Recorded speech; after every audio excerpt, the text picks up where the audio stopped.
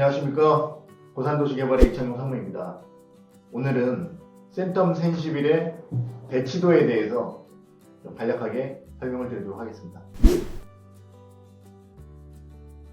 네, 여기 센텀 센시빌의 지금 이제 단지 평면도인데요. 이쪽에 보시면 이제 101동이 있고요. 102동, 103동, 그리고 104동, 105, 106, 107동 이렇게 구성이 되어 있죠.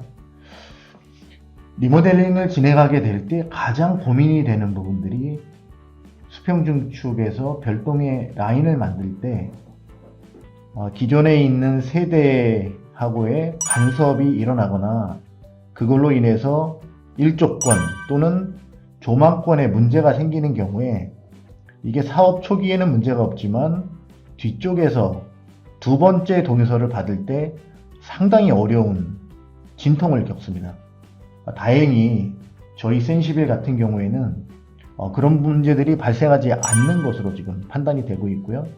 여기 보시면 1번, 그 다음에 2번 위치, 3번 위치, 4번, 5번 위치에 있는 이런 별동 라인이 다른 세대들에 대해서 일조권이라든가 조망에 크게 문제가 발생하지 않는 것으로 보입니다.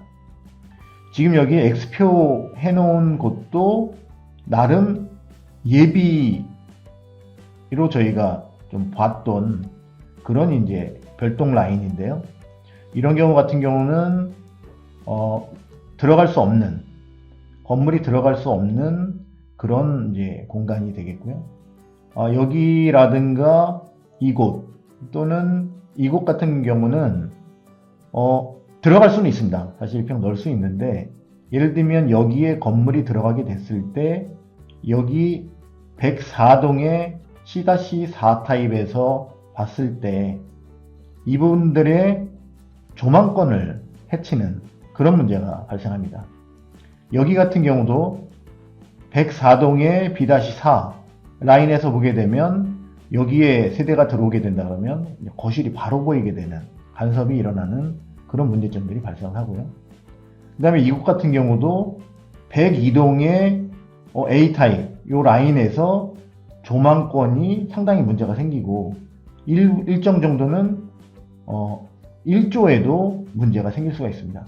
그래서 이런 부분들도 여전히 이제 넣을 수가 없고요. 예를 들면 101동의 이쪽 같은 경우는 넣을 수는 있습니다. 넣을 수는 있지만 문제가 뭐냐면 저희는 사업성을 극대화하기 위해서 41평형을 일반 분양하려고 하는데 이 면적이 작다 보니까 41평형은 불가능하고요. 24평이라든가 소형 평수를 넣을 수밖에 없기 때문에 여기도 역시 불합격한 위치가 되겠습니다.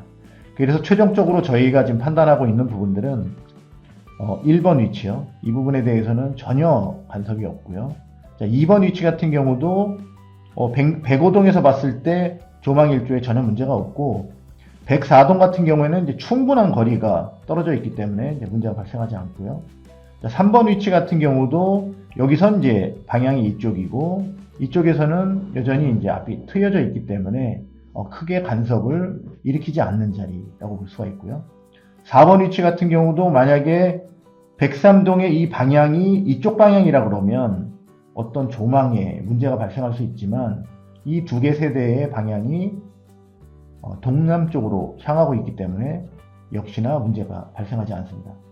다만 5번 별동 라인에 대해서는 101동에 있는 이 라인에서 수면이 걸리는 문제가 발생합니다.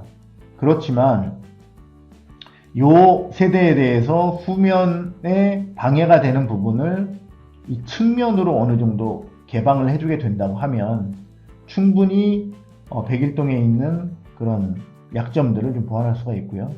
그 다음에 일반 분양을 하게 될 때 이렇게 지금 이쪽이 이제 거실 방향인데 이 방향에 대해서 101동이 문제가 생기는 것을 좀 알 수가 있는데 이것을 주방향을 이쪽이죠. 남동쪽으로 해서 이쪽으로 개방을 해주고 그 다음에 북동쪽으로 해서 나머지 개방을 해주고 일정 정도 이쪽에 소형 창들 이라든가 주방을 배치해서 하게 된다 그러면 큰 문제 없이 일반 분양을 진행할 수가 있겠습니다.